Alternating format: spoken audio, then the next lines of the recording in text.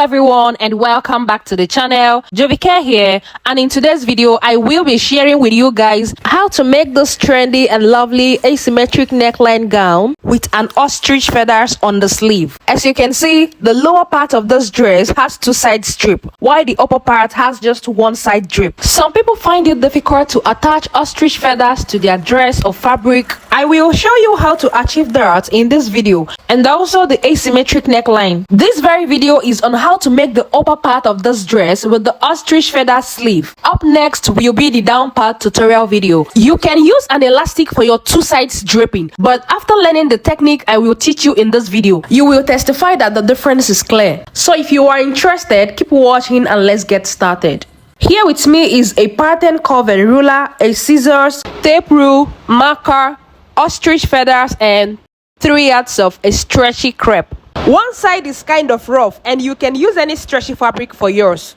The measurements needed for the upper part of this dress is on your screen. I started off by drafting a basic bodice pattern. So get your bodice block pattern and ensure the wideness and the depth of your neckline is 3 inches respectively. If you are new to this channel and you don't know how we drafted the basic bodice block pattern, check out the video card that just appeared at the top right of your screen to watch it now, or later you check the description box and watch it. Guys, for this particular style, make sure to place your pattern paper on fold before drafting out your basic bodice block pattern. I used 3x3 for the neckline, and because I am working with a stretchy fabric, I drafted this with my exact body measurement without adding any seam allowance. I will open it up like this and extend the chest line, extend the bust point line, extend the under bust line, and the round waist line. You can add half or 1 inch seam allowance below for the joining. The next thing I will do is to place my tape on the shoulder and mark out 6 inches. Then get my pattern curve, place it on the neckline, and connect, mark and extend it to the 6 inches. I will place my tape on the shoulder again and mark out half or 1 inch. Then curve it like this towards the 6 inches line. If you want yours more exposed, you can decide to come down by 7 or 8 inches depending on what you want. I will extend the neckline and curve it towards the 6 inches at the armhole region. Next, I will get my marker and start from here to make the lines thicker and more visible. I will draft out another pattern exactly like this. So guys, duplicate this pattern now before you forget. I will explain when it's time to use it. So for the drape, I will place my tape on the chest line and start marking out 1 inch down to the waistline. I will move over to this side and repeat the same thing.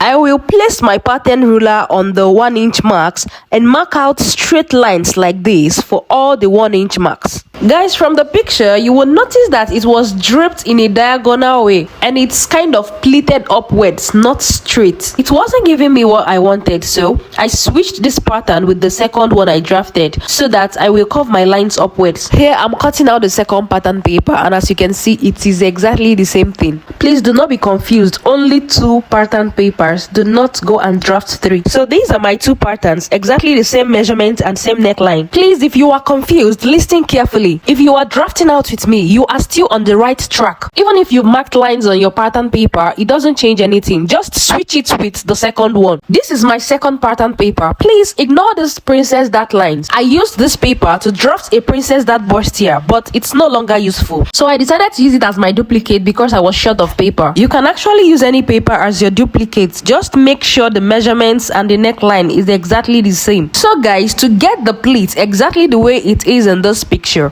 still place your tape on the chest line and mark out 1 inch or 1.5 inch like this from the chest line down to the waistline. Next, I will place my tape on the chest line and mark out 7 inches for the diagonal line. You can decide to mark yours at 8 or 9 inches. The aim is just the diagonal effect. I will place my ruler on the 7 inches and position it in a diagonal way like this. Then draw a straight line from that 7 inches down to the waistline. Next, I will measure this diagonal line to know how I will divide it equally. After checking it out, I decided to mark out 2 inches on it. You can decide to mark out 3 inches in your own, just divide it equally. So this is me marking out the 2 inches from the chest line down to the waistline. Remember, in our first pattern, the lines were straight. So, to curve this line in an upward direction, I will connect this 1 or 1.5 inch we marked earlier to this new 2 inches here. After connecting and marking the first one, I will connect the second one, connect the third one till the very last one. If you don't want to use your free hand, you can use your pattern curve to connect it. The next thing I'm going to do is to get my scissors and start cutting through the lines, but not to the end. When I get to the diagonal line, I will stop there. I will cut through the lines till I get to the down part. After slashing the paper, I will get my fabric, spread it and place the pattern on it like this. You can decide to pin it down with an office pin or masking tape. Next, I will get my tape to check how many inches gap I will give for the draping. Then I will get my office pin and pin the first one down like this. With my tape, I will give 1 inch or 1.5 inches gap like this before pinning down the second one. You can decide to give 2 inches gap as the spirit leads, but make sure to pin the next one as you give the space. I have pinned the second one. This is me using my tape to give 1.5 inches space before pinning down the third one. I will keep giving 1.5 inches space and pinning down for all of it till I get to the last one. After doing it for all the slashed papers, I will get my chalk and mark it out just for the pleating. I am carefully marking it out one after the other like this, so that I will know the exact part to pleat in when I start draping. After marking it out for each line, I will get my scissors to cut. Please make sure you give 3 or more inches space like this before cutting. I am done cutting, and as you can see, there is still space around it, and I didn't cut the neck region. Ensure to cut yours like this. Next, I will start pleating in the gaps we created earlier. As you pleat, you pin it down. And make sure you cover every space by pleating it in so that the pattern will get back to normal. Even if it's not straight after the pleating, no problem. The most important thing is to cover up the gaps. Do not forget to pin it down as you are pleating it in. I will keep doing it like this till I get to the end. I am done now, and this is it. Next, I will get my duplicate.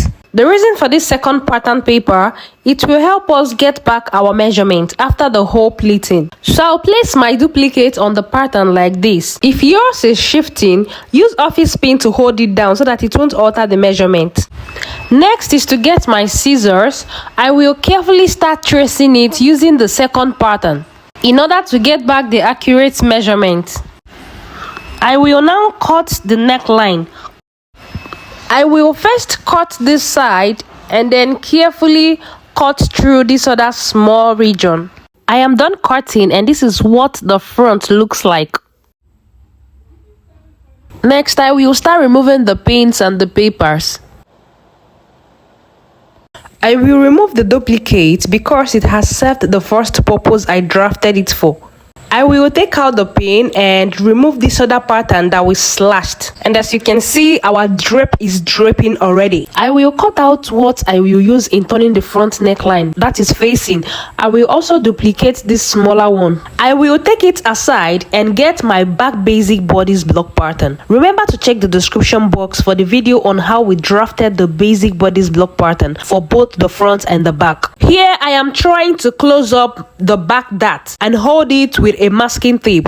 After that, I will get this other pattern that we use as duplicate because it has the exact body measurement. I will place it on the back bodice block pattern and use it to trace the back. For the zipper allowance, I used 1.5 inches. I will go ahead and start tracing from the armhole region to the side and down to the waist line. For the back neckline, I used 3 inches for the wideness, just like the front. For the depth, I used 3 inches for the front, but for the back neckline, I used 1 inch. After tracing, I will take out this other pattern and then cut it out. After that, I will get my fabric, spread it, place the back pattern on it, and use it to cut out the back piece. Make sure to double your fabric before tracing because the back piece is meant to be 2. After cutting, I will get my chalk and trace out the zip allowance so that it will be easy to locate while sewing. After that, I will remove the office pin, take out the back pattern and notch the zipper allowance like this. Next, I will cut out facing for my back neck. This is what I will use to turn the back neckline. Just get 2 pieces wider than the neckline. Place it under the back piece at the back region like this. Then cut and trace it with the neckline to make sure they are the same. I am done cutting the facing and this is what it looks like. Some people use bayers to turn theirs, but because this is a stretchy fabric, that's why I am using this method. I will get my pin and pin everything together so that I will not misplace it. Next is to cut the sleeve, and here with me is a basic sleeve pattern. If you missed our class on how to draft a basic sleeve pattern, check out the video card that just appeared at the top right of your screen to watch it now. I will also attach it to the description box so you watch it later. The round sleeve measurement I am working with is 15 inches, while the sleeve length is 24 plus 1.5 inches for hemming allowance, making it 25.5 inches. I am done drafting it. Next, I will place my fabric on fold, then place the basic sleeve pattern on it like this and start tracing for the both sleeves. If you can't cut the both sleeves at the same time, cut the first one, then use it to cut out the second sleeve. I am done cutting, guys. It's time to sew, and I will be starting with the back piece. This is the facing for the 2 back piece. I will use it and turn the back neckline and show you guys. I am done turning it and this is what it looks like. While turning yours, do not forget to notch and top stitch. This is the second back piece and I have turned the neck as well. I will join them together, stitch through the zipper allowance before fixing a zip to it. Make sure to duplicate this other part of the shoulder. Cut another one exactly like it and use it to turn it by stitching the area my index finger is directing. For the front piece, remember to cut out a facing to turn the front neckline as well. Here is my facing, and as you can see, it's the same shape with my front neckline. You can decide to use a bayers to turn yours if you like. I will go ahead and turn the neckline with my facing and show you guys. I'm done turning it and this is what it looks like, very neat. So to couple the upper part of this dress, I will get the back piece and join it to the front like this. As you can see, I have fixed my zipper. Before joining the both sides, I will join the shoulder and stitch through it first. This is what it looks like after joining the left shoulder. For this other side with the asymmetric effect, I will get the other piece, and as you can see, I have turned it. That was why I said to duplicate it. Now I will open it and turn it like this. Place it on the back shoulder like this for joining. I will arrange it properly, sew it and show you guys. Guys, I'm done joining and this is what it looks like. It's meant to be like this so as to form the asymmetric neckline proper. For the side joining, I will use 1 inch to join the side before removing the pins. I will turn to this other side and also use 1 inch to stitch through. This is me coupling the upper part of this dress. After that, I will get my sleeve, turn the edge with the 1.5 inches we added for the hemming allowance. After hemming it, I will get the feathers for the wrist region. Guys, if you want your feathers to be very full like this one, then you need to buy 2 packets of ostrich feathers for the both sleeves. I combined the other feathers with the ostrich feathers. That is why mine is like this. Guys, if you are finding it hard to sew ostrich feathers or any feathers to your fabric, it's either you use oil to dissolve the gum on the feathers before sewing it, or you can either use gun glue, E7000 gum or uhu gum to gum it to your fabric first. After gumming it, you can now use needle and thread to tack it up so that it won't fall off. So here I am using a chalk to mark out lines where I want the feathers to be. After marking it, I have placed an ostrich feathers on the first line, and this is me sewing it to the sleeve because I have dissolved the gum. I only stitched the first line and decided to save up time, so I switched to the second method. I used E7000 gum first and later tacked it up with my needle and thread. Next, I will shape the sleeve before I attach the final feathers to cover up. I am done sewing the sleeve, so here I am attaching it to the armhole of the upper part of this dress. After joining the sleeve, I will join the second one to the other armhole. Guys, subscribe to this channel and on your notification bell so that you will be notified the moment I post the second part of this video, which is the downside draping. I am done attaching the sleeve and this is what it looks like. Next, I will get the down part of this dress and join it to this upper part that we just finished sewing to form the gown proper. I will just loosen up the both sides a bit and join it before stitching it back. After joining the upper and the down part of this dress, I will extend the zipper to the down part before stitching it up. Check out the video card that just appeared at the top right of your screen to watch the video on how to attach an invisible zipper to your dress. Guys, I am done fixing the zip and trimming off my rough threads, and this is what our dress looks like. It's very fine and gorgeous. Please give this video a thumbs up if this was helpful. Subscribe, like, share and drop a nice comment. This is our Facebook group where we share amazing content. Do well to join ASAP. You can find the link in the description box. These are our social media pages. Please check the description box for the links to these pages and follow us. Click on this picture to subscribe now. Thank you so much for watching till now. See you guys in my next video. Bye.